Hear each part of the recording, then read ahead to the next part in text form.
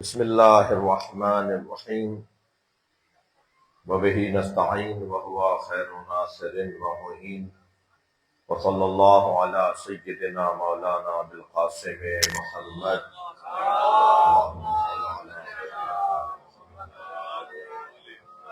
وآلہ الطیبین الطاہرین المعصومین الذین قال اللہ انما یرید اللہ لیذہب عنکم الرجس اہل البیت وَيُطَهِّرَكُمْ تَطْهِيرًا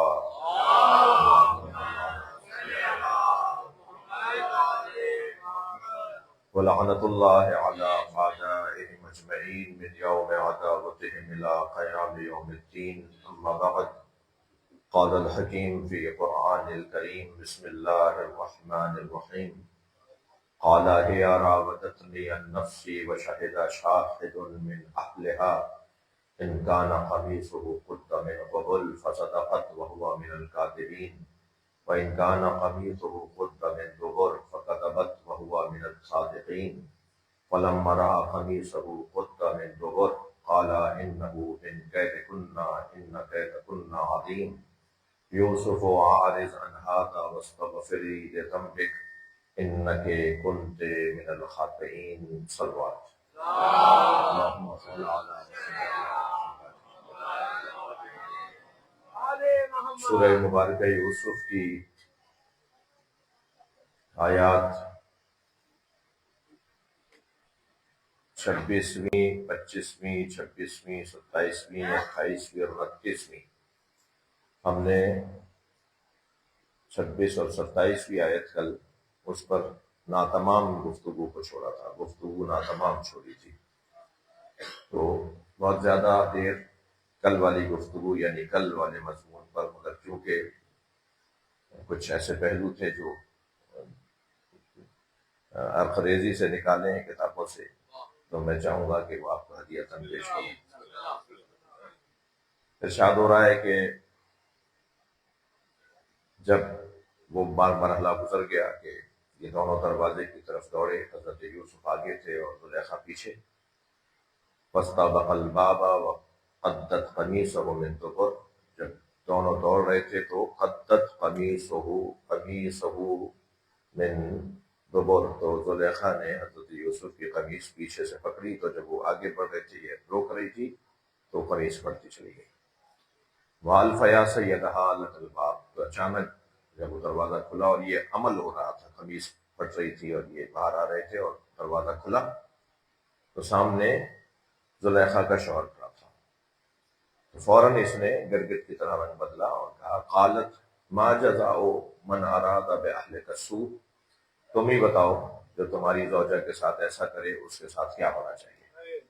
ایک مرتبہ اس نے اپنا رنگ بدلا اور اپنے شوہر سے یہ بات کرنے لگی، الا ان یسجن، سوائے اس کے کہ اس کو قید میں ڈال دیا جائے، اور عذاب علیم، یا اس کے ساتھ سختی سے نمٹا جائے۔ قالا، تو حضرت یوسف علیہ السلام نے فوراً اپنا دفاع کیا، اس الزام پر فوراً دفاع کیا، اور کیا کہا؟ فرمایا ہے راودتنی عن نفسی، اس نے مجھے اس کام کی طرف دعوت دی تھی، اس نے مجھے کہا تھا، یہ میرے اوپر حملہ آور ہوئی تھی، اس کا یہ ارادہ تھا، میرا یہ ارادہ نہیں تھا۔ حضرت یوسف اس سے زیادہ نہیں بول پائے، اس سے زیادہ کیا بولیں گے؟ معاشرہ کبھی بھی ایسے موقعوں پر مرد کی بات کو نہیں مانتا، ہمیشہ مرد ہی تو عورتوں کا ارادہ نہیں کرتے، کبھی عورتیں بھی تو مردوں کا ارادہ کرتی ہوں گی نا، مگر جب کبھی تناؤ کھچاؤ مقدمہ عدالت سجے تو مردوں کی بات نہیں مانی جائے گی، عورتوں کی بات کو مانا جائے گا کہ اس نے زیادتی کی ہوگی۔ وجہ کیا ہے؟ وجہ برعکس ہے، وجہ یہ کہ معمولاً عورتیں خوبرو ہوتی ہیں۔ میں نے پہلے کہہ دیا آپ سے کہ یہ جو آیات ہیں اس کے اندر کچھ ایسے پیغامات ہیں کہ آپ اسے، پہلے تو منع کیا گیا ہے کہ خواتین کے سامنے اس کی تفسیر ہی بیان نہ کرو، ہاں یہ منع کیا گیا ہے، لیکن ایک جانب اس سے سیکھنا بھی ہے، دوسری جانب یہ تکلفات بھی ہیں، اس سورے کے کچھ تکلفات بھی ہیں۔ تو معمولاً کیونکہ خواتین خوبرو ہوتی ہیں، خوش شکل ہوتی ہیں، اللہ نے ان کو حسن کا عنوان دے کر دنیا میں بھیجا ہوتا ہے، تو معمولاً کیونکہ ایسا ہی ہوتا ہے کہ مرد راغب ہوتے ہیں خواتین کی طرف، لیکن یہاں تو قصہ اور ہے، یوسف حسین ہے، یہاں حسن ایک مرد میں رکھ دیا گیا، اس لیے کہ جب سرکار معراج پہ تشریف لے گئے تو حضرت سے جب انبیاء کرام کی ملاقاتیں 7ویں آسمان پر ہوئی، یعنی سدرۃ المنتہا سے پہلے جب انبیاء کرام کی حضرت سے ملاقات رکھی پڑی، سرکار نے نماز جماعت پڑھائی ہے 1,23,999 پیغمبروں کو۔ سرکار نے جب نماز جماعت پڑھائی تو ایک خاص پروٹوکول تھا، ایک خاص حضرت کے ساتھ فرشتوں کا جو ہے وہ آگے پیچھے چلنا، اور ایک خاص احترام کا اظہار تھا نبی مکرم کا۔ جب حضرت نے نماز جماعت پڑھا لی تو پھر انبیاء سے تعارف کروایا گیا۔ یہ نہیں تھا کہ حضرت نبی مکرم جانتے نہیں تھے کہ ان میں ابراہیم علیہ السلام کون ہے، ان میں موسیٰ علیہ السلام کون ہے۔ تقاضا تھا اس معراج کا، اس سرکاری سفر کا، اس آفیشل سفر کا تقاضا تھا کہ جو پروٹوکول آفیسر ہے وہ اپنی ڈیوٹی کرے۔ جبریل امی اپنی ڈیوٹی کر رہے تھے، نہ یہ کہ نبی کو پتہ نہیں تھا۔ جیسے کوئی بڑا افسر کسی جگہ وزٹ پہ جائے تو یہ نہیں معلوم، یہ نہیں ضروری کہ اسے پتہ نہیں ہے جو بتایا جا رہا ہے اسے شاید اس سے زیادہ پتہ ہوگا، مگر تم اپنا کام کرو بھائی، بتاؤ یہ کون ہے۔ تو ایسے جب انبیاء کرام کا تعارف ہونے لگا تو کچھ صفوں کے پیچھے انتہائی حسین ایک شخصیت نظر آئی جو نبیوں کے صفوں میں تھا۔ تو سرکار نے اس سے پہلے کہ میں نے یہ روایت پچھلے اس میں بھی دور میں بھی تھا کہ میں اس کو بیان کروں مگر نہیں کر پایا تھا، اور اس کے راوی بھی امام جعفر صادق علیہ السلام، اللہ تعالیٰ، یعنی عجیب بات ہے کہ یہ جو معراج پہ تذکرہ، معراج کے واقعات کا ذکر وہ امام کر رہے ہیں جسے دنیا سمجھتی ہے وہ معراج پہ نہیں تھے، وہ وہاں کے حالات بتا رہے ہیں۔ تو فرماتے ہیں کہ کچھ صفوں میں، پیچھے کی صفوں میں ایک حسین ترین شخصیت جو یہ تو طے تھا کہ نبیوں کی صف میں ہے، نبی مکرم نے اس سے پہلے کہ وہ آگے آ کے ہاتھ ملائے جبریل سے پوچھ لیا من ھذا، یہ کون ہے؟ تو فوراً حضرت جبریل امین نے آواز دی کہ یہ آپ کے بھائی یوسف ہے۔ تو امام فرماتے ہیں کہ حضرت یوسف کا جو حسن ہے وہ نبی مکرم کے حسن کا 2% ہے، اس کے بعد بھی سرکار کی نگاہوں میں وہ آ گئے۔ صلوات پڑھ لیں محمد علیہ۔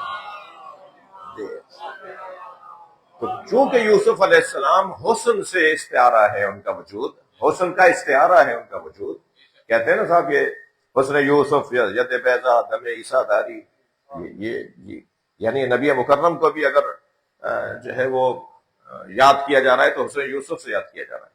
شاید پہلے سال میں نے یہ روایت بیان کی تھی کہ جب زلیخا، آگے جا کے آئیں گے واقعات، کہ جب زلیخا بوڑھی ہو گئی، اس کی بینائی چلی گئی، اس کے ہاتھ پیر کانپنے لگے انتہائی، اس کی کنیزیں اسے چھوڑ کے چلی گئیں، اس کے شوہر تو مر چکا تھا، حضرت یوسف عزیز مصر بن چکے تھے، اور پھر اس کے بعد کیفیت یہ ہوئی کہ کنیزوں نے بھی لوٹنا کھچوٹنا شروع کر دیا، اور پھر وہ فقیرنیوں کی طرح اور بھکاریوں کی طرح اس کی زندگی ہو گئی تھی۔ کوئی پڑوس کا جس کے اوپر اس کے احسانات تھے پرانے، اسے کوئی یاد آ جاتا تھا تو کوئی کھانا بھیج دیتی تھی، اور پھر وہ کٹورا، اس کا پیالہ، اس کا دھونے والا تک کوئی نہیں ہوتا تھا، وہ التماس کر کر کے کہتی تھی میرے برتن دھو دو۔ یہ کیفیت ہو گئی تھی۔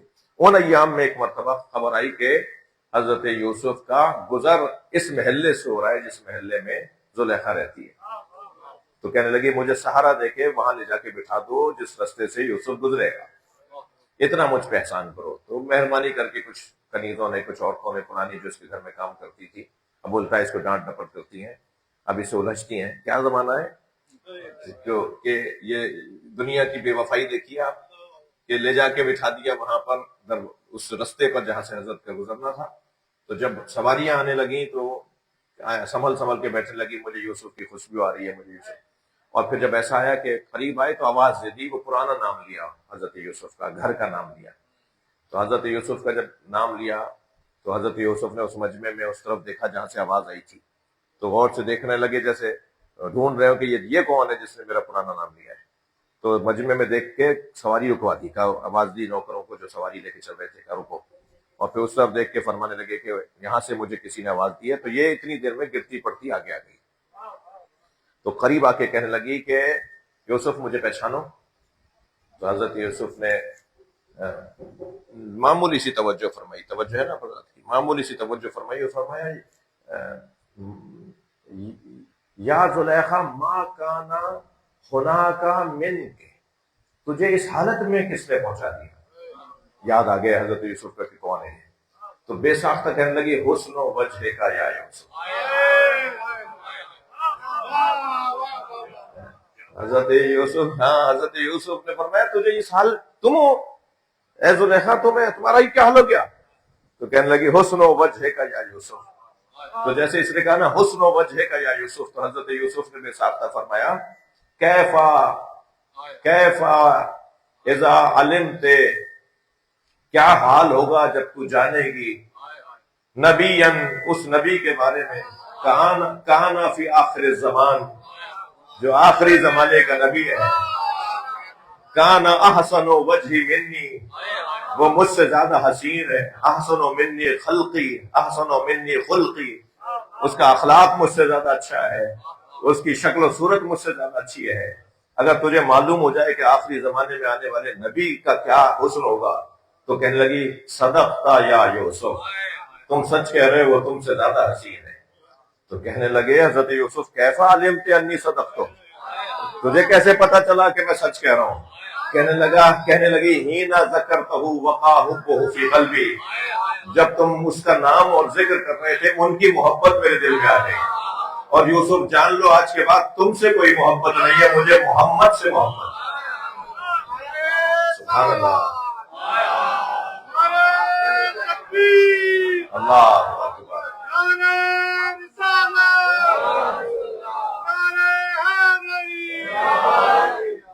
مجھے اس سے محبت ہے جس کا تم ذکر کر رہے ہو. جیسے ہی اس نے یہ کہا کہ اب مجھے تم سے کوئی محبت نہیں ہے، تو میں بتا رہی ہوں مجھے اب آخری زمانے کے نبی سے محبت ہے. فوراً جبریل نازل ہوئے اور جبریل نے نازل ہو کر کہا کہ اللہ نے پیغام دیا ہے، اب یہ میرے محمد کی محبت کرنے والی ہے، میں نے اس کے گناہ معاف کر دیے ہیں، آپ بھی اس سے دل پاک کر لیں. سبحان اللہ. میں ایک جملہ ضرور کہنا چاہوں گا، اگر زلیخا جیسی خاتون محبت محمد مصطفیٰ میں معاف کی جا سکتی ہے، تو میں نے اور آپ نے تو اتنے گناہ نہیں کیے. اللہ سے کہیے ہمیں ماہ رمضان میں محمد مصطفیٰ کے صدقے میں معاف کر دیں. صلوات پڑھے محمد و آل محمد.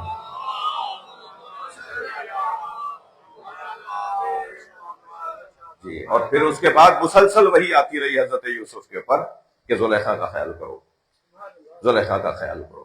اور پھر زلیخا کا اتنا خیال کیا کہ پھر جب حضرت یوسف کی تو عزیز مصر ہو جانے کے بعد شادی ہو گئی تھی، پھر حضرت یوسف کو حکم ہوا کہ اس کے حسن کو پلٹاؤ اور اب اس سے شادی کرو. پھر حضرت یوسف علیہ السلام نے معجزے سے ان کا حسن پلٹایا. ان کا حسن جب پہلے سے زیادہ، جس وقت میں انہوں نے حضرت یوسف سے محبت کا اظہار کیا تھا، اس وقت سے زیادہ زلیخا کا حسن دوبارہ سے پلٹ کر واپس آ گیا. تو میں ایک جملہ ضرور کہوں گا، یہاں ذہن میں سوال آ سکتا ہے کہ اگر کوئی زوجہ بے وفا ہو، اگر کوئی عورت معاند اور مخالف ہو اور پھر اسے معاف کر دیا جائے، تو ہم اس کا ماضی دیکھ کر کچھ کہیں یا حال دیکھ کے رضی اللہ عنہا کہیں؟ بھائی مجھے پیغام سوال تو آئے گا نا ذہن میں کہ ایک کا ماضی ایسا تھا اس نے نبی کو اذیتیں پہنچائی. جی اس کا ماضی بڑی کیا وہ ماضی ایسا تھا کہ اس نے ایک اللہ کے نبی کو اذیت پہنچائی، زندان میں ڈلوا دیا. بھائی اس سے زیادہ اور کیا بے وفا، یعنی معاند اناد ہوگا، دشمنی ہوگی. ہم اس کو دیکھ کر کچھ اس کے لیے کہیں یا اس کا حال دیکھ کر اس کو رضی اللہ عنہ کہیں؟ قاعدہ یہ ہے کہ جو نبی سے وفادار مرتے وقت ہو. صلوات پڑھ لیں محمد وآلہ.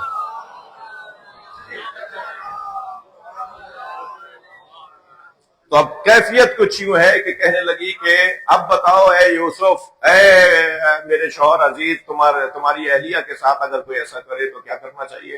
یسجنا، اس کو قید میں ڈالیں، اور عذاب علیم، یا اس کو سخت عذاب میں مبتلا کیا جائے. قالا، تو حضرت یوسف علیہ السلام نے اپنا دفاع کیا، یا راودتنی عن نفسی، اس نے مجھے اس بات کی طرف بلایا تھا، میں نے کچھ اس طرح کی بات نہیں کیا، قصور اس کا ہے. خاموش ہو گئے، ابھی سے زیادہ کچھ نہیں بولے. شہد شاہد من اہلہا. نوازش بھائی نے کل مجھے ایک میسج کر کے توجہ دلائی، ایک قول ضرور ہے کہ یہاں شہد شاہد سے مراد ایک سمجھدار، ایک بزرگ، ایک اچھی عمر کا زلیخا کے عزیزوں میں سے کوئی فرد تھا جو وہاں موجود تھا. یہ ایک قول ہے، یعنی مروم تبرسی نے مجموع البیان میں یہ ایک قول کے طور پر لیا ہے، باقی سب نے، یعنی میرے پاس شاید 30 سے زیادہ تفسیریں ہیں، یعنی فزیکل تفسیریں ہیں، جلدوں میں تفسیریں ہیں، ویب سائٹ پر اور گوگل والی تفسیریں نہیں ہیں۔ ہاں وہ بھی بہرحال تفسیر ہے، لیکن وہ جب آپ کسی کو گوگل سے اسے دکھاتے ہیں نا تو وہ شاید یہ کہے کہ صاحب یہ کتاب دکھائیے نا، کیا معلوم کہ اس میں کچھ کام کر لیا گیا ہو۔ تو وہ چھپی ہوئی کتابوں کی صورت میں کم سے کم 30 تفسیر میں پاس ہیں۔ 99% مفسرین، اور ظاہر ہے غالب قول جو ہوگا، اغلب قول جو ہوگا، ہم اسے یہاں بیان کریں گے، اور وہ یہ کہ یہ 3 مہینے کا ایک بچہ تھا، زلیخا کے عزیزوں میں سے اس کی بہن کا بچہ، بھانجا، یہ برابر والے کمرے میں، حجرے میں اس کی بہن آ کے ٹھہری ہوئی تھی، بہن سے ملنے آئی ہوئی تھی۔ جب یہ بھگدڑ، یہ شور شرابہ، دروازہ کھلنا اور ہائے ہوئی مچی، تو ایک مرتبہ سب نکل کر آئے دربار میں، اس محل کے اندر جو کنیزیں، غلام اور خدم اور حشم تھے، تو ایک مرتبہ یہ بھی باہر نکل کے آنے لگی۔ یہ جو آنے لگی تو وہ جو سویا ہوا بچہ تھا وہ ایک مرتبہ اسی وقت رونا شروع ہو گیا، گویا اللہ نے توجہ دلائی، اس کو اٹھا دیا، اور پھر یہ کیا کرتی، اسے تھپکاتی سلاتی، اسی میں لگ جاتی۔ اس نے یہ غنیمت جانا کہ اسے گود میں اٹھا کے میں باہر لے آؤں، اور باہر جب آئی اور وہاں حضرت یوسف فرما رہے قالا ہیا، حضرت یوسف نے فرمایا ہیا، یہ عورت، یہ خاتون، یہ زلیخا راودتنی عن نفسی، اس نے مجھے اس نفسانیت کی طرف دعوت دی تھی، اس جو ہے برے کام کی طرف، انہوں نے اس نے حملہ کیا ہے میرے پر، اس نے گویا مجھے حجرے میں بلا کے کمرے بند، دروازے بند کروائے، اس نے ایسا کیا، میں نے ایسا نہیں کیا۔ اب اس سے زیادہ حضرت یوسف اور کیا فرماتے کہ ایک مرتبہ وہ بچہ بولا، جو بچہ اپنے باپ کو باپ نہ کہتا ہو، ماں کو ماں نہ کہتا ہو، اپنے گیلے اور اپنے سوکھے ہونے کا نہ بتاتا ہو، وہ بچہ ایک مرتبہ بولا۔ بچہ کہاں بولے گا؟ 3 مہینے کا بچہ۔ کیا بولا اس نے؟ شہد شاہد من اہلہا، ایک زلیخا ہی کے گھر سے ہی گواہی آئی۔ یہ جو گھر کی گواہی ہے نا، یہ جو گھر کی گواہی ہے بڑی خطرناک ہے۔ یہ گھر کی گواہی کبھی ایک فرد کی صورت میں ہو سکتی ہے، کوئی مرد، کوئی عورت، کوئی بچہ، کوئی خاتون، کوئی بیٹی، کوئی بیٹا، کوئی رشتہ دار، کوئی ماموں، کوئی نانا، کوئی چاچا، کوئی تایا، کوئی گھر کا فرد ہو سکتا ہے۔ شہد شاہد، کبھی کبھی گھر کی گواہی سے مراد در و دیوار کی گواہی، کبھی کبھی گھر کی گواہی سے مراد اس بستر کی گواہی ہے، کبھی کبھی، ہاں میں بھی عرض کر رہا ہوں، گھر کی گواہی سے مراد اس، یہی ہر جگہ یہ محاورہ چلے گا نہیں چلے گا کہ در و دیوار کے کان ہوتے ہیں، دیواروں کے بھی کان ہوتے ہیں۔ وہ دیواروں کے جو کان ہیں نا، وہ عزیزان گرامی، جس نے بھی یہ محاورہ بنایا ہے، مجھے نہیں پتا کہ وہ ان معرفتن یہ محاورہ بنا رہے تھے، سمجھ رہے تھے بات کو، یا انہوں نے کیا پس منظر ہے اس محاورے کے پیچھے، مگر قرآن اور حدیث کہتے ہیں یہ محاورہ ٹھیک۔ قرآن و حدیث کہتے ہیں کہ دیواروں کے کان ہوتے ہیں، اس لیے کہ یہ دیواریں سنتی ہیں، یہ دروازے سنتے ہیں۔ یہ پانی کا گلاس رکھا ہوا ہوتا ہے نا بیڈ کے کنارے، سائڈ ٹیبل پر، یہ پانی کا گلاس سن رہا ہے، یہ پانی کا گلاس بول رہا ہے، بات کر رہا ہے۔ ہم نہیں سن پا رہے اس کا بولنا، ہم نہیں دیکھ پا رہے اس کا بات کرنا، اس کے حرکت میں آنا، یہ بولتا ہے، بات کرتا ہے۔ جدید سائنس اس کو ثابت کرتی ہے۔ میں نے خود ایک ڈاکومنٹری دیکھی، پڑھی نہیں، دیکھی، اس کی ویڈیو دیکھی۔ 2 گلاسوں کے اندر چاول ڈال دیے گئے، چاول کے دانے۔ ایک گلاس کو کہا تم بہت، پانی کو کہا تم بہت شفاف ہو، بہت لذیذ ہو، بہت میٹھے ہو، شیشے کی طرح چمک رہے ہو، نور نکل رہا ہے، تعریف ہے کی اس کی۔ دوسرے کو کہا تم بہت گندے ہو، جبکہ وہ ایسے ہی تھا جیسا دوسرا تھا، تم بہت گندے ہو، تمہارے اندر سے بدبو آ رہی ہے، تم ایسے ہو، تم ویسے ہو۔ اور دونوں کو ایک مخصوص جگہ پہ رکھ دیا گیا۔ جب معین مدت کے بعد ان کو نکالا گیا تو جس گلاس کے اوپر تعریفیں کی گئی تھی اس کے چاول پھوٹ رہے تھے، اور جس گلاس کو برا بولا گیا تھا اس کے چاول کالے پڑ گئے تھے۔ اسے برا لگا تھا، اس نے ری ایکشن دکھایا ہے، اس نے جواب دیا ہے، میں گندا ہوں نا تو ہوں گندا، اور جس کی تعریفیں کی گئی اسے چاول پھوٹنے لگے۔ میرے اور آپ کے بدن میں پانی ہے، ہمارے بدن میں پانی نہ ہو تو میں نہ بول پاؤں نہ آپ سن پائیں۔ یہ جو اس وقت آپ کے اندر اتنی توانائی ہے کہ میری بات سن رہے ہیں اور میں اتنا مثلا بول رہا ہوں جو بھی جیسے بھی، یہ اس پانی کی وجہ سے، جیسے جیسے پانی ختم ہوتا جائے گا میں اور آپ گرنا شروع ہو جائیں گے۔ اس فضا میں اگر پانی نہ ہو تو ہم سانس نہیں لے پائیں گے، ہمارا دم گھٹ جائے گا۔ یہ پانی، ہمارے بدنوں کے پانی آپس میں باتیں کرتے ہیں. کتنی دفعہ ہوا ہے آپ کو کہ کسی کو دیکھ کر آپ سوچتے ہیں اسے کہاں دیکھا ہے، اسے کہاں دیکھا ہے، اسے کہاں ملے؟ کہیں نہیں ملے ہوتے، اور وہ جب آ کے ملتا ہے تو کہتا ہے کہاں ملاقات ہوئی؟ کہا بھی مجھے تو یاد نہیں، یار لگ رہا ہے پہلے ملے تھے. وہ پانی پانی سے باتیں کر رہے ہیں، وہ بھی مولا ہی ہے، آپ بھی مولا ہی ہے. دونوں پانیوں کا عقیدہ ایک جیسا ہے. وہ دوستی پانیوں کی ہو رہی ہوتی ہے کہ بھائی اپنا ہے، وہ راغب کر رہے ہوتے ہیں کہ ملو جا کے. جی یہ دیوار، یہ دروازے، یہ پودے، یہ پتھر، یہ سب سن رہے ہیں ہماری باتوں کو. یہ ہمارا ہاتھ، یہ ہمارے پوروے، یہ سب محفوظ کر رہے ہیں جو میں کام اس سے کر رہا ہوں. میں نے ایک عارف سے سنا یہ جملہ کہ تسبیح کے دانوں پہ تسبیح پڑھنا یقیناً سنت انبیاء اور ائمہ ہے، لیکن کبھی کبھی ایسا کر لیا کرو انگلیوں کے پورووں پہ تسبیح پڑھ لیا کرو، اس لیے کہ یہ انگلیوں کے پوروے کل قیامت میں گواہی دیں گے کہ انہوں نے اس نے مجھے آپ تیرے ذکر میں شامل کیا. ذکر تو زبان سے ہو رہا تھا مگر ان پورووں کو بھی شامل کر دیا. اب اس سے زیادہ یہ ساری گفتگو کی دلیل میں قرآن سے دیتا ہوں. ایک صلوات پڑھے محمد.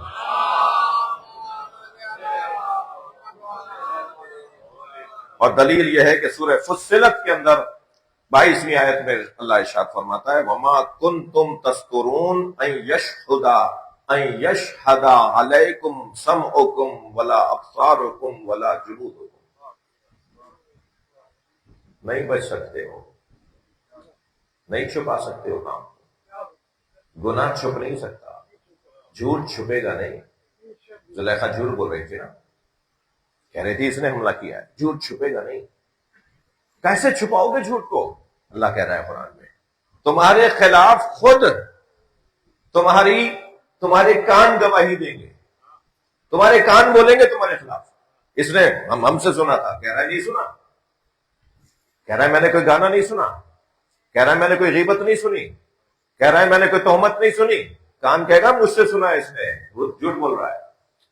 یعنی ہمارا کان ہی، قرآن کہہ رہا ہے ہمارا کان ہی ہمارے خلاف گواہی دے گا. وَلَا أَبْصَارُكُمْ آنکھیں کہیں گی میں مجھ سے دیکھا تھا اس نے، یہ کہہ رہا ہے نہیں دیکھا میں نے، جھوٹ بول رہا ہے. جُلُودُكُمْ کھال گواہی دے گی. کھال اب تو ختم ہو گئی بات، پورے بدن پہ کھال چڑھی گئی. یہ کھال بدن کی گواہی دے گی کہ اس نے میرے ساتھ، میرے ذریعے سے اچھا کام کیا، میرے ذریعے سے اس نے برا کام کیا.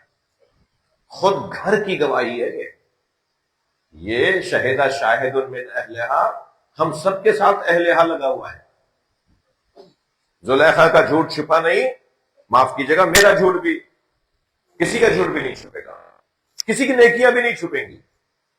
جس جگہ جب اللہ گواہی لینے لگے گا تو ہمارے ہاں تو گواہی غیر کی ہوتی ہے نا، میرے خلاف گواہی میرا غیر دے گا، مگر جب گواہی من اہلہا ہی ہو تو پھر کیسے اس کا انکار ہوگا؟ کیوں زلیخا کے جھوٹ کو جھوٹ مان لیا گیا؟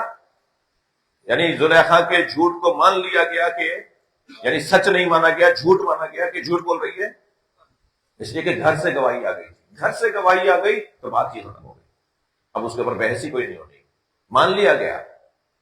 ایسے ہی ہر شخص کے ساتھ عزیزوں نہیں چھپ سکتا جھوٹ، جھوٹ بالکل نہیں چھپ سکتا. اور اس کا سب سے بڑا عنوان یہ ہے کہ یہ بدن میرا ہونے سے پہلے اس کا ہے جس نے اس کو بنایا ہے، جس کو اللہ کہتے ہیں.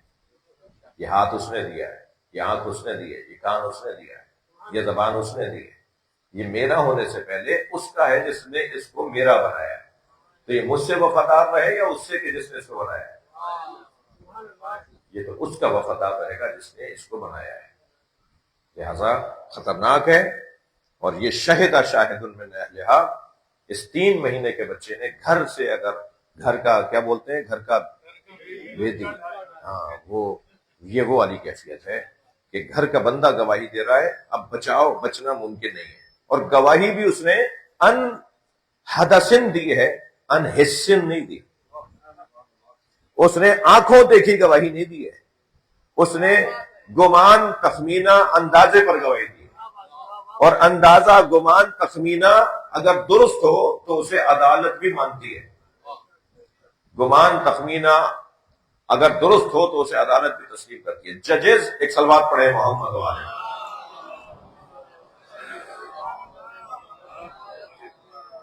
ججز وکلا کے دلائل کی روشنی میں فیصلہ سناتے ہیں نا، وکیل نے کوئی دیکھا ہوتا ہے؟ وکیل تو دلائل دے رہا ہوتا ہے نا، جج صاحب، وکیل صاحب، وکیل تو گواہیاں دے رہا ہوتا ہے نا، وکیل تو دلائل دے رہا ہوتا ہے نا۔ دلائل جو ہوتے ہیں، ایک اور صلوات دیا کریں،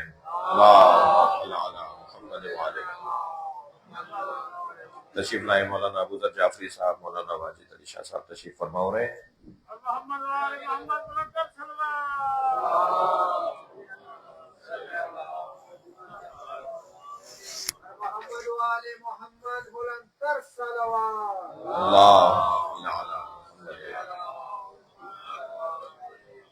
مولانا ابو ذر صاحب، ارے ابرار بھائی بھی ہمیں روزانہ ہوتے ہیں ابرار۔ ایک اور صلوات ہے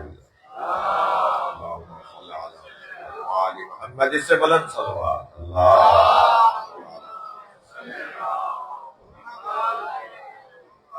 شہد شاہد من اہلہا ان کان قمیصہ قد من قبل فصدقت وہو من الکاذبین۔ اس نے دلائل کی دلیل دی ہے، اور دلیل دینے والا معجزاتی طور پہ دلیل دے رہا ہے۔ تو اس میں ایک پیغام جو آپ کی خدمت میں عرض کروں، ایک پیغام یہ ہے کہ اللہ انبیاء کی عصمت کی حفاظت خود کرتا ہے۔ انبیاء کی، ائمہ کی عصمت کی حفاظت اللہ خود کرتا ہے۔ کلام خدا، قرآن، تورات، زبور، انجیل اور پھر قرآن، ان کی طرح حاملان قرآن، حافظان قرآن کیونکہ اللہ کی طرف سے مقرر ہے، تو جیسے یہاں کوئی چیز کو بدل نہیں سکتا اور قرآن کی حفاظت وہ خود کرتا ہے، ایسے ہی انبیاء اور ائمہ جو قرآن سمجھانے والے ہیں، تورات، زبور، انجیل ماضی میں سمجھانے والے تھے، ان کی حفاظت بھی وہ خود کرتا ہے، ان کی عصمت کی حفاظت وہ خود کرتا ہے۔ تو جب کبھی ان کی عصمت کی حفاظت کے لیے اسے معجزہ دکھانا ہوگا تو وہ معجزہ بھی دکھائے گا۔ تو اس نے ایک بچے کی زبان میں وہ معجزہ دکھایا ہے، ورنہ بچہ کہاں بولتا ہے جی؟ اچھا، یہ بچہ تو نہ نبی ہے، نہ رسول ہے، نہ امام ہے، نہ معصوم ہے، یہ بچہ جو بول رہا ہے، ٹھیک ہے۔ حضرت عیسیٰ علیہ السلام کا ماں کی گود میں بولنا وہ تو سمجھ میں آتا ہے کہ وہ خود نبی تھے، ابھی ایک دن کے تھے حضرت عیسیٰ علیہ السلام، تو انہوں نے فرمایا انی عبداللہ آتانی الکتاب وجعلنی نبیا، میں اللہ کا بندہ ہوں، مجھے کتاب دے کے بھیجا ہے، مجھے نبی بنا کے بھیجا ہے۔ حضرت عیسیٰ علیہ السلام تو ماں کی گود میں نبی ہے، اور عیسیٰ علیہ السلام کے پیچھے جس نبی کا 12واں پوتا نماز، 12ویں پوتے کے پیچھے حضرت عیسیٰ جس کے پیچھے نماز پڑھیں گے، وہ نبی جو ہے 40 سال کے بعد نبی ہوئے۔ عجیب داستان ہے۔ یہ جو بچہ بول رہا ہے، یہ اعجازی طور پر اللہ نے، تاکہ اشارہ دیں کہ اس کے پیچھے میں ہوں، اللہ ہے اس کے پیچھے، اس کی مدد کے لیے اللہ موجود ہے۔ وَإِنْ كَانَ قَمِيصُهُ قُدَّ مِن دُبُرٍ، اور اگر قمیص پیچھے سے پٹی ہوئی ہے تو فَكَذَبَتْ، یہ زلیخا جھوٹ بول رہی ہے، وَهُوَ مِنَ الصَّادِقِينَ، اور یہ سچوں میں سے ہیں، یہ یوسف سچوں میں سے ہیں۔ فَلَمَّا رَأَىٰ، توجہ، آپ کی توجہ ہوگا، آیت کہتی ہے فَلَمَّا رَأَىٰ قَمِيصَهُ قُدَّ مِن دُبُرٍ، جب یہ اس نے بچے نے کہا نا، تو پھر انہوں نے اس بات پر توجہ کی کہ بچہ کیا کہہ رہا ہے۔ بچہ کہہ رہا ہے قمیص پیچھے سے پھٹی ہے تو زلیخا جھوٹی ہے اور یوسف سچا ہے، تو پھر اس پہ توجہ کرنے لگے کہ یہ واقعاً قمیص کہاں سے پھٹی ہوئی ہے۔ فَلَمَّا رَأَىٰ قَمِيصَهُ قُدَّ مِن دُبُرٍ، جیسے ہی دیکھا کہ قمیص تو پیچھے سے پھٹی ہوئی ہے۔ بچے پر نہیں وہ ہوا کہ بچے کی گواہی نہیں مانی جائے گی، بات معقول جو بھی کرے، چاہے بچہ ہو، پاگل ہو، بڑا ہو، مرد ہو، عورت ہو، معقول بات کو ماننا پڑے گا۔ یہ جو معقول، آگے میں کچھ کہنے جا رہا ہوں، خواتین کہیں باہر نکل کے احتجاج نہیں کریں، پرسوں کہا تھا، کیونکہ یہ جو آیات ہیں اس کے اندر خواتین کے بارے میں عجیب انداز اللہ نے اپنایا ہے، جس کی آج تفسیر کل بھی شاید ابرار بھائی آپ نے یاد دلایا تھا مگر نہیں ہو پائی، جو آج مورد اس کا آج ہے، موقع اس کا آج ہے کہ خواتین کے بارے میں جو احادیث میں اور آیات میں وہ الفاظ آئے کہ جسے خواتین اپنی مذمت سمجھ، یہ تمہاری چالوں میں سے ایک چال ہے، ان کیدکن عظیم، تم عورتوں کی چالیں ویسی عظیم ہیں۔ شیطان کی چال کے لیے اللہ نے کہا ہے ضعیف، اور عورتوں کی چال کے لیے کہا ہے عظیم۔ آپ کیوں خوش ہو رہے ہیں بھائی؟ جی آپ ہی تو خوش ہوں گے۔ ان کید الشیطان کان ضعیفا، بے تحقیق شیطان کی جو چال ہے کانا ضعیفہ، وہ کمزور ہے. اب علت بتائیں گا تفسیر. اچھا ایسا تھوڑی ہے کہ یہ کوئی اس کی تفسیر ہی نہیں ہوئی ہے. اس قرآن جو یہ قرآن جن پر نازل ہوا ہے نا، انہوں نے بتایا کہ مطلب کیا ہے. انہوں نے بتایا ہے، وہ جو بتایا ہے وہ میں عرض کروں گا. ایک جگہ قرآن کہہ رہا ہے کہ انا کید الشیطان کان ضعیفا، شیطان کی جو چال ہے وہ ضعیف ہے. اور یہاں قرآن کہہ رہا ہے انا کیدکن عظیم، اور اے عورتوں تمہاری چال جو ہے وہ عظیم ہے. تو یہ کیا فرق ہے ضعیف اور عظیم میں؟ بڑی ظریف بات ہے. اللہ مجھے توفیق دے کہ میں اچھا بیان کر پاؤں.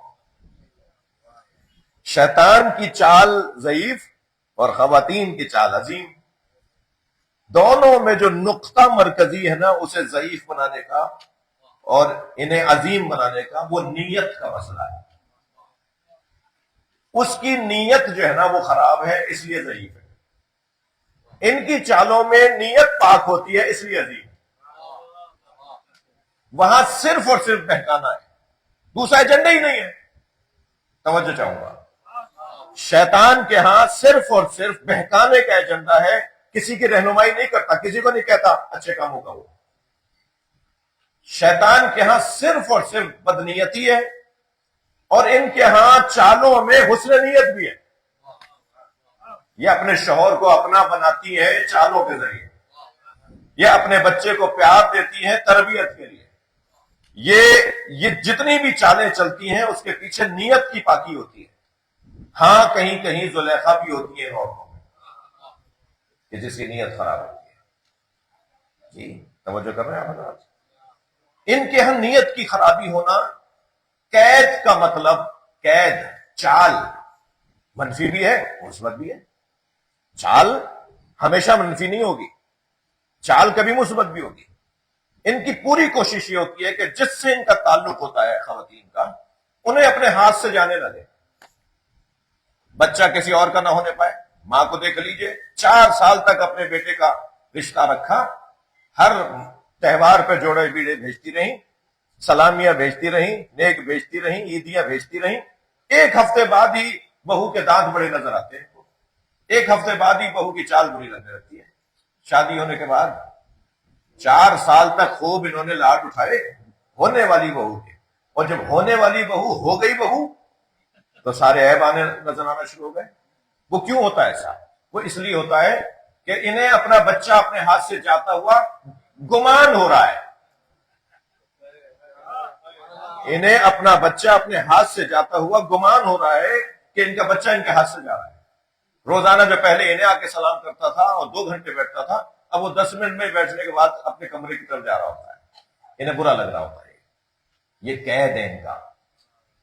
اور پھر کہتی ہے تعویذ کروا دیا میرے بچے پہ، گنڈا کروا دیا میرے بچے پہ، میرا بچہ تو مجھ سے چھین لیا.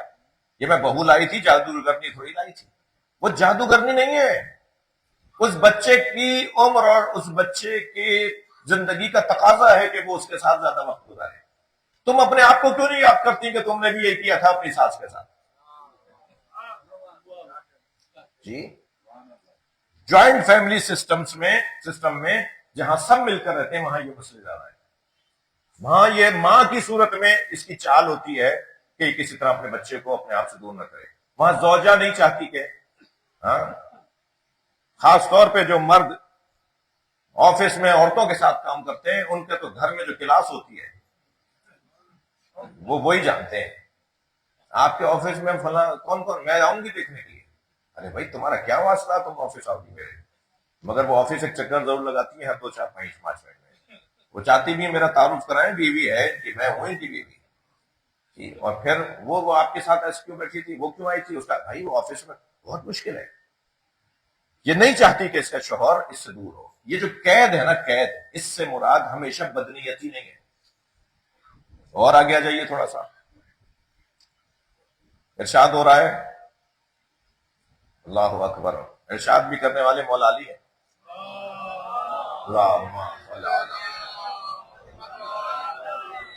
معاشر الناس ان النساء ہن نواقص العقول ونواقض الفرائض ونواقض اللحود. اے لوگو جان لو، عورتیں ہننا، یہ عورتیں نواقص العقول ہیں، ناقص العقل ہیں، ناقص الفرائض ہیں. ان کے فرائض جو ہے، واجبات جو ہیں، وہ ہر مہینے کم سے کم 3 دن چھٹتے ہیں. جی، ہر مہینے کم سے کم 3 دن چھٹتے ہیں، زیادہ زیادہ 10 دن چھٹتے ہیں. ان کے تو فرائض چھٹ جاتے ہیں. روزہ نہیں رکھتی ہیں، نماز نہیں پڑھتی ہیں، فرائض ان کے واجبات چھٹتے ہیں، ناقص الفرائض ہیں. نواقص اللحوظ ہیں، میراث میں ان کا آدھا ہے، مرد کا پورا ہے. بیٹے کو 2 حصہ، بیٹی کو 1، یا بیٹی کو آدھا حصہ، بیٹے کو پورا حصہ. آپ یہ کہہ لیجئے یا وہ کہہ لیجئے. یعنی لڑکے کی نسبت آدھا ہے ان کا نواقص اللحوظ. ان کے جو لحوظ ہے، میراث ہے ان کی، وہ ناقص ہے. یہ مولا علی فرما رہے ہیں. اچھا، پھر ایک اور جنگ جمل کے موقع پہ ذرا سنبھل کے سنیے گا. صلوات پڑھے گا محمد.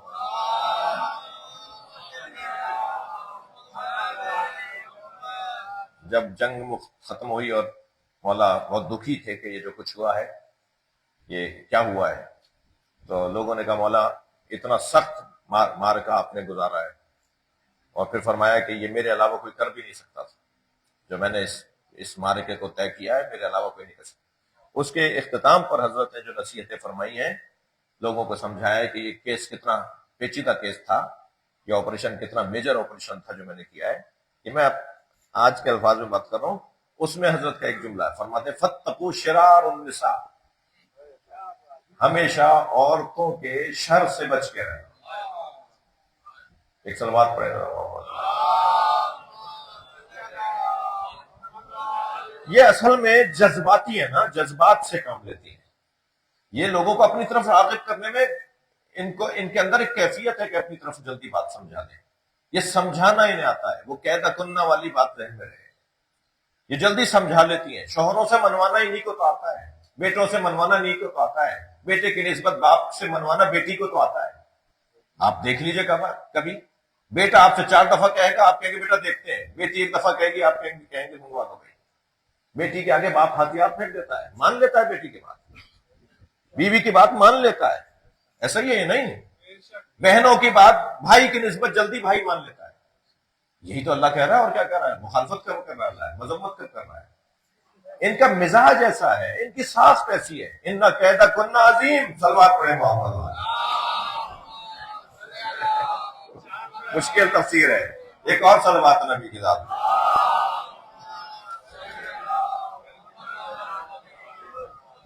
جی. اب یہاں پر تفسیر میں مولا علی کے اس کلام کی جو شرح کی ہے، وہ یہ شرح ہے کہ ناقص ہونا یعنی نقص اور عیب میں فرق ہے. مولا علی جو فرما رہے ہیں وہ ناقص العقل فرما رہے ہیں. ان کی نہیں، نامکمل نہیں. ان ناقص کا مطلب عیب دار ہونا نہیں ہے. عیب ناقص عیب، نقص عیب کو نہیں کہتے. اگر مولا نے فرمایا ہوتا نا کہ ان کی عقل میں عیب ہے، ان کی عبادتوں میں عیب نہیں ہے، کمی نہیں ہے. ناقص اور عیب میں فرق یہ ہے کہ جب عقل مغلوب ہونے لگے تو اس کو کہیں گے ناقص. ان کے احساسات ان کی عقل پر غالب آ جاتے ہیں، ان کے جذبات ان کی عقل پر غالب آ جاتے ہیں. یہ جلدی رو پڑتی ہیں، یہ جلدی ہنس بھی دیتی ہیں، یہ جلدی راضی بھی ہو جاتی ہیں، جلدی ناراض بھی ہو جاتی ہیں. ناراض جلدی ہونا اور راضی ہونا جلدی، یہ جذبات کا حصہ ہے نا. یہ اپنے فیصلوں کو لینے میں، اس لیے سماجی اور معاشرتی فیصلوں میں خواتین بہت اچھا فیصلہ نہیں کر پاتی. اور اگر سی ایس ایس کر کے بہرحال جج صاحبہ لگ گئی ہیں، مثلا کسی ادارے کے سربراہ بن گئی ہیں، تو بس یا اللہ ہی بولنا چاہیے، یا اللہ تو کرم کر. جی، جذبات ہے نا. اور پھر کیوں ان کو جذبات کا شکار کیا گیا ہے، جذبات کا حامل کیا گیا ہے، احساسات کا حامل کیا گیا ہے؟ کیونکہ انہیں اچھی شوہرداری کرنی تھی. معاشرے کی بنیادوں کو مضبوط کرنے کے لیے دل نرم ہونا ضروری ہے. ٹیچنگ کے لیے، تربیت کے لیے، پڑھانے والے کے لیے ضروری ہے کہ اس کا دل نرم ہو. مربی اگر سخت مزاج ہوگا، پڑھانے والا اگر تند مزاج ہوگا، اگر ترش مزاج ہوگا، وہ اچھا پڑھا نہیں سکے گا، وہ اچھا سمجھا نہیں سکے گا. اور یہ کام کیونکہ انہیں دیا گیا ہے، مردوں سے زیادہ مشکل کام دیا گیا ہے. مردوں کو تو پکایا معاشرہ مل رہا ہے. میں اور لفظوں کو بہتر کروں، معاشرے کی بنیاد بی بی فاطمہ رکھیں گی، معاشرے کو ترقی علی دیں گے۔ محمد والے محمد بلند تر صلوات۔ اور پھر عزیزان گرامی، اگر توجہ چاہوں گا، اگر خاتون پیرو حضرت زہرا ہو تو پھر خواتین میں ام لیلہ سامنے آتی ہے، رباب سامنے آتی ہے، ام کلثوم سامنے آتی ہے، زینب کبریٰ سامنے آتی ہے، اور اگر خاتون پیرو حضرت زہرا نہ ہو تو ہندا سامنے آتی ہے، یہ جگر خار سامنے آتی ہے، پھر اور بھی نام ہے وہ سامنے آتی ہیں جو پیرو حضرت زہرا نہیں ہوتی۔ تو وہ جو اساس اور بنیاد ہے معاشرے کی، وہ احساسات اور جذبات۔ بی بی کو دیکھ کر نبی مکرم فرما رہے ہیں کہ میں فاطمہ کو دیکھ کر تبلیغ دین میں حوصلہ پاتا ہوں، میری ساری تکان، میری ساری زحمتیں، ساری مشقتیں مجھ پر آسان ہو جاتی ہیں جب میں فاطمہ کو دیکھتا ہوں۔ ایک بیٹی باپ پہ اثر کر رہی ہے۔ یہاں ناقص سے مراد معاذ اللہ عیبدار ہونا نہیں ہے۔ اور پھر میں ایک نقطہ اور کہوں گا، اور وہ نقطہ یہ ہے کہ اللہ سے قرب حاصل کرنے کے لیے من ذکر او انثی لا اضیع عمل عامل منکم من ذکر او انثی، ہم نہ مردوں کے اعمال کو ضائع کرتے ہیں نہ عورتوں کے اعمال کو ضائع کریں گے، بلکہ دونوں کے اعمال کو قبول کریں گے۔ انا خلقناکم من ذکر و انثی، ہم نے تمہیں ایک مرد اور عورت سے بنایا ہے۔ کبھی ارشاد فرمائے ان المسلمین والمسلمات والمؤمنین والمؤمنات، یہاں ہمیشہ اللہ نے مسلم کے ساتھ مسلمات کو یاد رکھا ہے، مومن کے ساتھ مومنات کو یاد رکھا ہے۔ اعد اللہ لہم مغفرۃ واجرا عظیما، تم مومن ہو یا مومنہ ہو، تم مسلم ہو یا مسلمہ ہو، ہم تمہارے اعمال کو کبھی بھی ضائع نہیں کریں گے، بلکہ تمہارے اعمال کے بدلے میں ہم نے بہترین مغفرت اور اجر عظیم تمہارے لیے قرار دیا ہے۔ عزیزو، اس سے مراد کیا ہے؟ ناقص العقل سے مراد کیا ہے؟ ان کے فرمایا ایک جگہ الشہادت و امراتین کا شہادت الرجل، ناقص العقل سے مراد یہ ہے کہ ان کی گواہی دو مردوں کے برابر ہے، ان کی گواہی دو مردوں کے برابر ہے۔ ناقص الفرائض سے مراد کیا ہے؟ الصوم والصلاۃ فی ایام الحیض، کیونکہ ان ایام کے اندر ان کی فی موارثہن، کیوں میراث کے اندر ان کا آدھا حصہ ہے، بیٹے کو زیادہ اور بیٹی کو آدھا کیوں مل رہا ہے؟ اس لیے کہ اس بیٹی کو بعد میں شوہر سے بھی 1/8 ملے گا اگر بیٹی اولاد اس کی ہو گئی تو، اور اگر اولاد اس کی نہیں ہوئی تو جو پہلے ابا سے لے چکی ہے، سلوات پڑھے نا محمد والے، جو پہلے ابا سے میراث لے چکی ہے یہ دوبارہ اپنے شوہر سے ملے گی، پھر یہ اپنے بیٹے سے ملے گی، اس کو تو پہلے مرد سے زیادہ مل رہا ہے۔ مجموعی طور پر میراث کے ٹائٹل میں آ کر اسے تو شرعی رقم زیادہ مل رہی ہے مردوں سے۔ اگر صاحب اولاد ہو گئی تو 1/8، اور اگر اولاد کے بغیر اولاد نہیں ہوئی اور شوہر مر گیا تو شوہر سے 1/4، اور پھر شوہر کے دوسرے طبقے کے افراد کو چلی جائے گی وہ میراث۔ پہلے 1/8 اس کا علیحدہ کرو، شریعت کہہ رہی ہے پہلے 1/4 اس کا علیحدہ کرو اگر اولاد نہیں ہے تو، اور اگر اولاد ہے تو 1/8 علیحدہ کرو پھر اس کا، اربوں خربوں جتنے پیسے ہوں، اور پھر اس کے بعد خیر تفصیل ہے اس کی، میں اس وقت میراث کے شرعی احکام بتانے کے لیے وہ نہیں ہوں کہ پھر اس کی تفصیل بھی ہے کہ منقولہ اور غیر منقولہ جائیداد میں کیا ہوگا، لیکن مجموعی طور پر میراث میں اس کا حصہ ہے۔ تو خاتون کو مجموعی طور پر میراث مردوں سے زیادہ ملتی ہے۔ اگر ایک جگہ سے اللہ نے اس کو کم رکھا ہے تو دوسری جگہ سے اس کو، اگر فرض کریں ہر مہینے 3 دن تک وہ نماز نہیں پڑھتی تو بھائی وہ 9 سال کی عمر سے نمازیں پڑھ رہی ہے، تم 15 سال سے نماز پڑھ رہے ہو، یعنی لڑکا جو ہے 15 سال کی عمر سے اس کے پر نماز واجب ہے، اس پہ 9 سال سے پہلے 9 سال کی عمر سے واجب ہو گئی۔ جوڑ لو ذرا پوری زندگی کے اندر، ہر مہینے میں اگر 3 دن، 1 دن، 2 دن، 3 دن کم کر لو تو پھر وہ جو 6 سال پہلے سے نماز پڑھ رہی ہے شاید زیادہ ہی نکلیں گے۔ تو اس کو سمجھنے کی ضرورت ہے کہ یہاں کیا ارشاد فرمایا گیا ہے۔ امید ہے کہ آپ کل بھی ایسی تشریف فرماؤں گے تو اس گفتگو کو آگے بڑھایا جائے گا۔ ایک صلوات دیا گا۔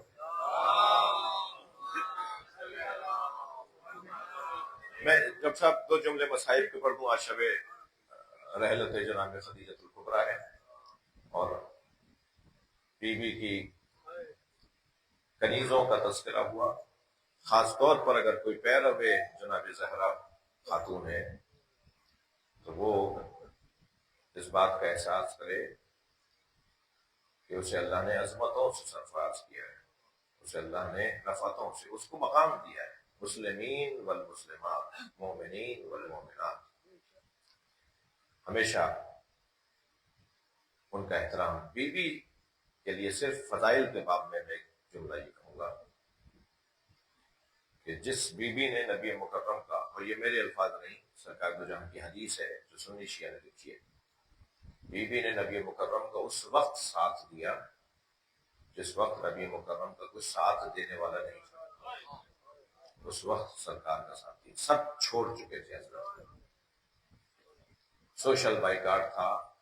قریش نے بنی ہاشم کا نبی کی وجہ سے، بنی ہاشم مان نہیں رہے تھے قریش کے اور قبائل کی بات کو، ان میں سر فہرست جناب حضرت ابو طالب ہے، نہیں مان رہے تھے ان کی بات کو، ان کا ہم ساتھ دیں گے اپنے نبی کا۔ تو پھر پورے قریش نے 24 قبیلوں نے قبیلہ بنی ہاشم، خاندان بنی ہاشم کا ساتھ چھوڑ دیا۔ اس وقت میں جناب خدیجہ نے اپنے مال کے ذریعے نبی مکرم کا ساتھ دیا۔ نبی مکرم کے اعلان نبوت کے بعد یہ جو اصحاب صفہ ہیں یہ حضرت خدیجہ کے مال سے پل رہے تھے۔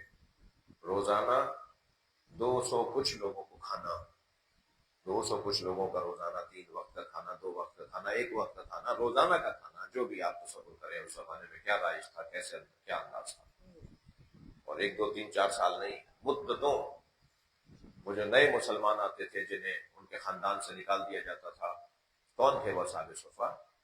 جنہیں رشتہ دار چھوڑ دیتے تھے، مسلمان ہو گئے ہو، آج ہی آپ دیکھ لیں کوئی سنی شیعہ ہو جاتا ہے تو خاندان اس کا چھوڑ دیتا ہے، وہ ہندو مسلمان ہو جاتا ہے تو ہندو خاندان اسے چھوڑ دیتا ہے، اسے مرنا جینا منقطع ہو جاتا ہے، اس کے رشتہ دار اسے پیچھے ہٹ جاتے ہیں۔ کوئی اگر بہتر عقائد کی طرف جانا چاہتا ہے، جو اس کو آزادی ہے نا، وہ اپنے عقائد کو اپنائے، وہ اپنے نظریات پہ عمل کرے، مگر اس کا خاندان اسے چھوڑ دیتا ہے۔ وہی کچھ منظر تھا کہ جو مسلمان ہو رہے تھے تو حضرت خدیجہ کی طرف سے ان کو کھانا کھلایا جاتا تھا کہ نہیں تم تنہا نہیں ہو۔ پھر نبی مکرم ایک وقت کے اندر 40 جگہ مبلغین کو بھیجتے تھے تبلیغ کرنے کے لیے، جو مختلف دیہاتوں میں جا کے نبی کا پیغام پہنچاتے تھے، اور اس کے نتیجے یہ ہوتے تھے پورا گاؤں مسلمان ہو جاتا تھا۔ ان کے جو آنے جانے کا خرچہ ہوتا تھا، ان کی جو عیاب و ذہاب کے خرچے ہوتے تھے وہ حضرت خدیجہ کرتی تھی۔ 100 سرخ اونٹوں کی مالکہ ملکۃ العرب جناب خدیجہ۔ کسی کے پاس اگر 1 سرخ اونٹ ہوتا تھا تو وہ اس وقت میں بڑا آدمی شمار ہوتا تھا۔ سرخ اونٹ مہنگا اونٹ شمار ہوتا تھا، ہر ایک کے پاس وہ اونٹ نہیں ہوتا تھا۔ ایک وقت میں جناب خدیجہ کے پاس 100 سرخ اونٹ رہے۔ یہ وہی سرخ اونٹ ہیں جن کے لیے روایت کہتی ہے سرکار کمسینی کے عالم میں تھے، نبی مکرم نے سرخ اونٹوں کی قطار گزرتے ہوئے دیکھی تو آپ منہ موڑ کے کھڑے ہو گئے، آپ کے ساتھ جو لوگ تھے انہوں نے پوچھا کہ آپ ان کو پوچھ دکھا کے کیوں کھڑے ہو گئے؟ حضرت فرمائے ان کی خواہش میرے دل میں آئے گی کہ کاش میرے پاس بھی یہ سرخ اونٹ ہو۔ مہنگا گھر دیکھ کر، مہنگی سواری دیکھ کر یہ خواہش کرنا کاش میرے پاس بھی ہو، یہ نبی نے اپنے اوپر کنٹرول کرنے کا ایک رستہ بتایا ہے۔ وہ سرخ اونٹ جو نبی مکرم کی کم سنی میں نبی نے منہ موڑ کے کھڑے ہو گئے تھے، جناب خدیجہ کے پاس ایک وقت میں 100 سرخ اونٹ رہے، اور بیوی نے وہ سب قربان کر دیا نبی مکرم کے اوپر، اپنا مال سارا قربان کر دیا۔ بہت فضائل کا ایک پورا باب ہے، کبھی موقع ہو ڈاکٹر صاحب کسی خاتون کی مجلس ہو تو مجھے 1 دن پہلے بتائیں گے تو میں عرض کروں گا کہ جناب خدیجہ کے لیے یہ کہنا کہ آپ کی یہ دوسری شادی تھی، بعض نے کہا یہ تیسری شادی تھی نبی مکرم کے ساتھ، یعنی آپ جو ہے مطلقہ تھیں، آپ بیوہ تھیں، یہ جو ہے یہ انتہائی غلط بات ہے، تاریخی طور پر بھی، عقائد کے اعتبار سے۔ یاد رہے کہ ہم عقائد کی بنیاد پر تاریخ کو پرکھتے ہیں، تاریخ کی بنیاد پر عقیدے نہیں بناتے۔ ہم عقائد کی بنیاد پر تاریخ کو پرکھتے ہیں، جو قرآن اور حدیث سے ہمیں عقیدہ ملا ہے، اگر تاریخ اس کے خلاف ہوتی ہے نا تو ہم اس تاریخ کو دیوار پہ مار دیتے ہیں، ہم اس تاریخ کو نہیں مانتے جو قرآن کے خلاف جا رہی ہو تاریخ۔ اس کا مطلب ہے کہ اس میں کچھ قلمکاری ہوئی ہے، اس میں کوئی کاریگری ہوئی ہے، اس لیے ہم اس تاریخ کو نہیں مانتے۔ نبی مکرم کی یہ بیوی کا عقد پہلا عقد تھا، نبی کے ساتھ پہلا عقد تھا۔ وہ جو 3 بیٹیاں تھیں وہ حضرت خدیجہ کی بہن حضرت حالہ کی بیٹیاں تھیں، اور کیونکہ جب جو خاتون پورے مکے کے اندر بڑے بڑے قبیلے کی بیواؤں کو اور یتیم بچیوں کو پالتی ہو، وہ اپنی بہن کی بچیوں کو نہیں پالے گی۔ جس کی سرپرستی میں سینکڑوں یتیم بچیاں ہوں، وہ اپنی بہن کی بچیوں کو نہیں پالیں گی۔ وہ اپنی بہن کی بچیوں کو جناب خدیجہ نے پالا، اور پھر جب نبی سے عقد ہوا تو وہ تو پہلے ہی ان کے ساتھ رہتی تھی، پہلے ہی ان کے ساتھ رہتی تھی۔ ذرا نبی سے عقد اور جناب رسالت مآب جناب خدیجہ کی رحلت تک پہلے جوڑا جائے کہ ان بچیوں کی عمریں کتنی تھیں۔ اعلان اسلام سے پہلے حضرت عثمان سے اگر شادی ہو گئی ہو، آپ جوڑیں تو صحیح، اگر تاریخی اعتبار سے بھی دیکھا جائے تو یہ بچیاں نبی مکرم کے اعلان نبوت سے پہلے ہی بیاہ دی گئی تھی جی۔ اور پھر جناب رسالت مآب کے ساتھ شادی ہوتی ہے اور اعلان نبوت ہوتا ہے، تو اس وقت میں ان کی پھر جناب فاطمہ زہرا کی اکلوتی بیٹی ہیں جناب خدیجہ، مولا نبی کی اور بی بی خدیجہ کی اکلوتی بیٹی جناب فاطمہ زہرا۔ دلائل ہیں اس کے اوپر، تاریخی طور پر بھی قرآن و حدیث کے اندر کچھ اشارے آئے ہیں جن کی روشنی میں ایک مفصل ایک تخصصی مضمون ہے یہ جس پر بات کیا ہے۔ صرف اشارہ دے دیتا ہوں، آیت اللہ مرتضی عسکری نے پوری ایک مفصل کتاب لکھی ہے، ہمارے بہت بزرگ مناظر عالم دین گزرے ہیں آیت اللہ مرتضی عسکری، انہوں نے کتاب لکھی ہے بنات الرسول ام ربائبہا، رسول کی بیٹیاں تھیں یا ربیبہ تھیں، یعنی لے پالک تھیں۔ ربائب کہتے ہیں لے پالک کو، ربیبہ اس کی جمع ربائب، یہ ربائب تھیں، انہیں پالا تھا نبی نے، یعنی نبی نے کہا تھا میری بیٹی ہے، ساری امت کی بیٹی۔ اچھا جب بیوی کی بات آتی ہے کہ بیوی کے لیے کھڑے ہو جاتے تھے کہ نبی کے لیے تو ساری بیٹیاں امت کی نبی کی بیٹیاں ہیں۔ جب بات آتی ہے بیوی کے فضائل کی تو کہتے ہیں کہ ساری بیٹیاں امت کی نبی کی بیٹیاں ہیں، اور جب بات آتی ہے کہ بیوی فاطمہ اکیلی بیٹی تھی تو کہتی ہے کہ نہیں، وہ بھی تو ان کی بیٹی تھی۔ حضرت خدیجہ الکبریٰ سلام اللہ علیہا، صلوات علیہ،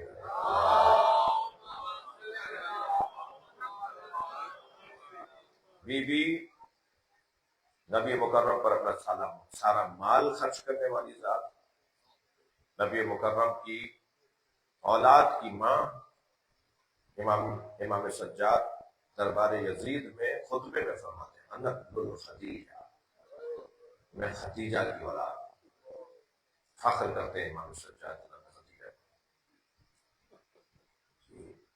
وہ بیوی جس کے پاس اتنا مال تھا، وہ بیوی جس کے پاس اتنی دولت تھی، اس کے پاس آخری وقت میں پہننے کے لیے کفن نہیں تھا۔ فرمایا فاطمہ اپنے بابا سے کہو کہ میرا تو ذاتی سارا مال ختم ہو گیا، میرا تو اپنا ذاتی مال سب ختم ہو گیا، اپنے بابا سے کہو کہ اپنی قمیص میں مجھے دفنائیں، مجھے کفن کے طور پر اپنی قمیص پہنا دیں، میں کل قیامت میں نبی کے لباس میں اٹھائی جاؤں۔ اور پھر فرمایا یا رسول اللہ میری ذاتی چیزیں ساری میری فاطمہ کو دے دیجیے۔ جب میری فاطمہ کی شادی ہو، 5 سال کی عمر میں جناب زہرا، 5 سال کی عمر میں جناب زہرا، ہماری روایات کے مطابق، اہل سنت کی روایات کے مطابق 10 سال کی عمر ہے جناب زہرا کی، ہمارے یہاں تو جو علماء نے بیان کیا 5 سال کی عمر تھی جب بیوی یتیم ہوئی ہے ماں سے جانے کو۔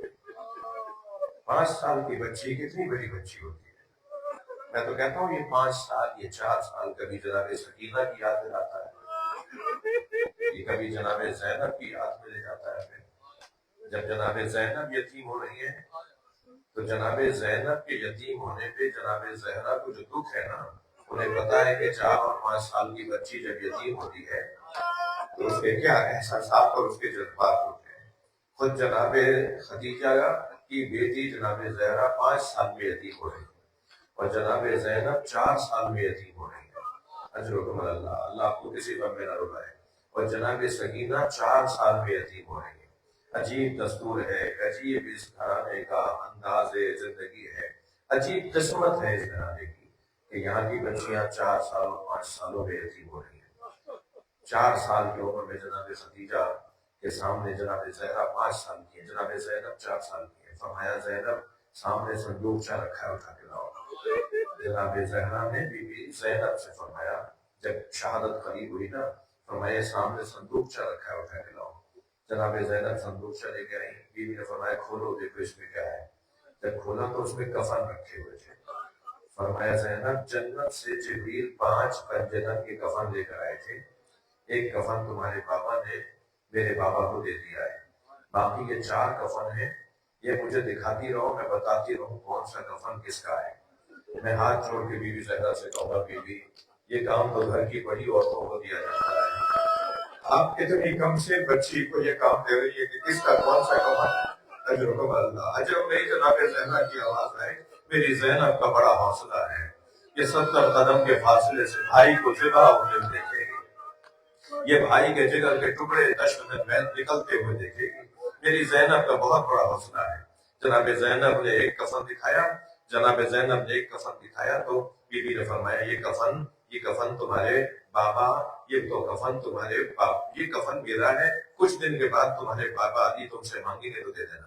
دوسرا کفن دیکھ کے فرمایا کچھ مدت کے بعد تمہارا بھائی حسن تم سے کہے گا بابا علی کا کفن لے آؤ، یہ بابا علی کا کفن۔ تیسرا کفن دیکھ کے فرمایا کچھ مدت کے بعد تمہارا بھائی حسین آ کے کہے گا بھائی حسن کا کفن لے آؤ، تو یہ حسن کا کفن ہے۔ اب آخری کفن رہ گیا، رو کر فرمایا یہ کفن بھی بھائی حسن کا ہے، یہ دوسرا کفن بھی بھائی حسن کا ہے۔ تو جناب زینب کم سے تھی نا، تو فوراً فرمایا اماں بھائی حسین کا کفن کون سا ہے؟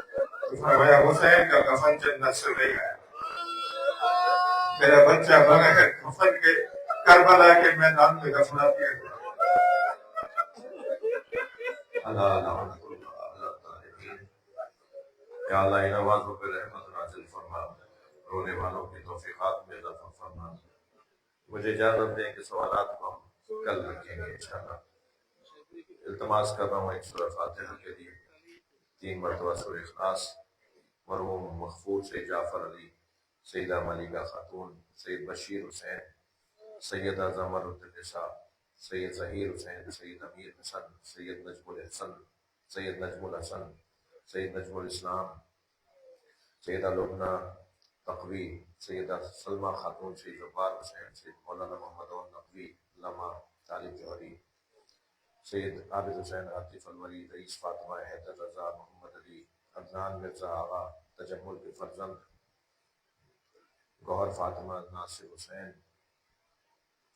شمی صاحب کے تمام مرحومین، الحرمین تمام مرحومین اس خانوادے کے، اور خاص طور پر آج سورہ فاتحہ کے التماس سے آج شامل کیجیے مرحوم فیروز حسن، مرحومہ روشن بائی، مرحومہ انعم عباس، مرحوم مختار حسین، مرحومہ روزینہ مختار حسین، مرحوم سید حسین رضوی، مرحومہ سیدہ بنت زہرا، مسیب بھائی نوحہ خان بہت ہی دل سے اور ڈوب کر پڑھنے والے، ابھی کچھ دیر پہلے ان کا جنازہ پڑھا گیا ہے جوڑی سے ظاہراً، اور تدفین کا عمل شاید اس وقت جاری ہو۔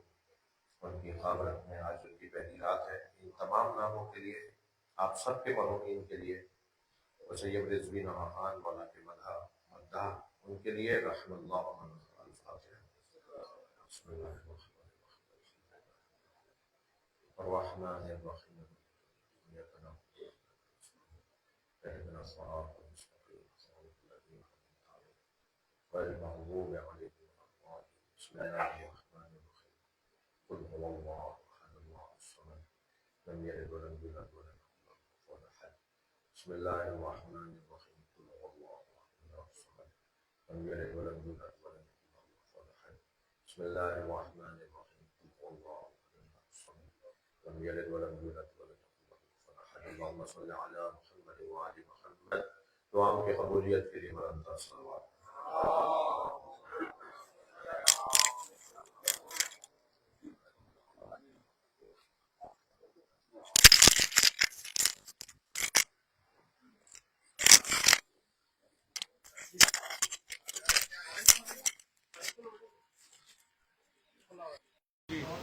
مولانا کو مولانا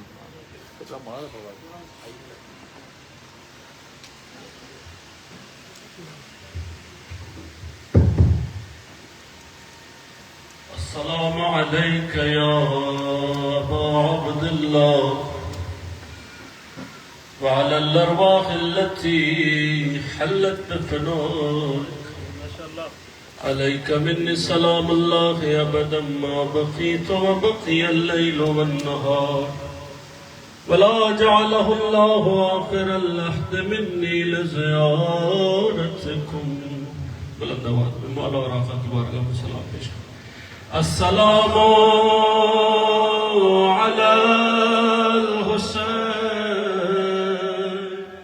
وعلى علي بن الحسين وعلى أولاد الحسين وعلى أصحاب الحسين وعلى عباس الحسين السلام عليكم ورحمة الله وبركاته السلام عليك يا غريب الغرباء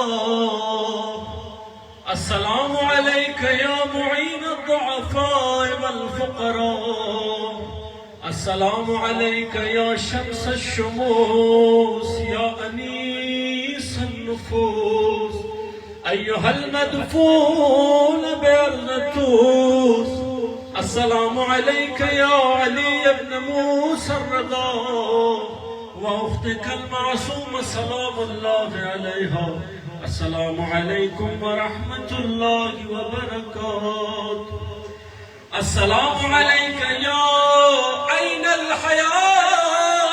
الحياة السلام عليك يا سفينة النجاة السلام عليك يا صاحب العصر والزمان السلام عليك يا حجة ابن الحسن يا سيدي ومولاي عجل الله تعالى فرجك وسهل الله تعالى مخرجك وظهورك السلام عليكم ورحمة الله وبركاته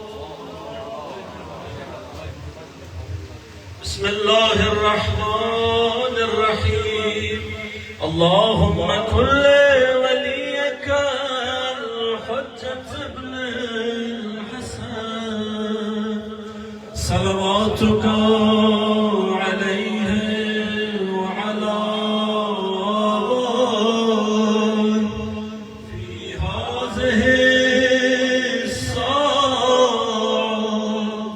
وفي كل ساعة وليا وحافظا وقائدا وناصرا ودليلا وعينا حتى تسكنه أرضك طوعا وتمتعه فيها سبيلا بفضلك يا أرحم الراحمين صلوات على محمد وعلى